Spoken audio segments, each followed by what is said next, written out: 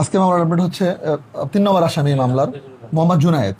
তো জুনায়েদের পক্ষে জামিনের আবেদন করেছিল তারা। তো অ্যাকচুয়ালি আমাদের এই মামলার যে এলিগেশন নারী শিশু নির্যাতন দমন আইন 2000 সালের 9-1 ধারা, যেটার সর্বোচ্চ শাস্তি হচ্ছে মৃত্যুদণ্ড। এক, অন দ্য আদার হ্যান্ড আপনার দণ্ডবিধি আইন 1860 সালের এখানে আমাদের জামিন অযোগ্য ধারা মামলা আছে, যেমন নন বেইলেবল অফেন্স 325, 307, যেটা সর্বোচ্চ 7 বছর জেল এবং মৃত্যুদণ্ড। হ্যাঁ, এবং এই মামলাগুলোর ক্ষেত্রে আপনারা জুনায়েদের এগেনস্টে আমরা ওরা আপনাদের করলো শুনানি করেছে। শুনানি করে তারা প্রথমেই কোর্টকে বললো যে এই মামলাটা বড় মামলা নয়। তারা কোর্টকে বললো আসামি পক্ষের আইনজীবী, বাট আসলে কি এই মামলাটা বড় মামলা। কেন বড় মামলা?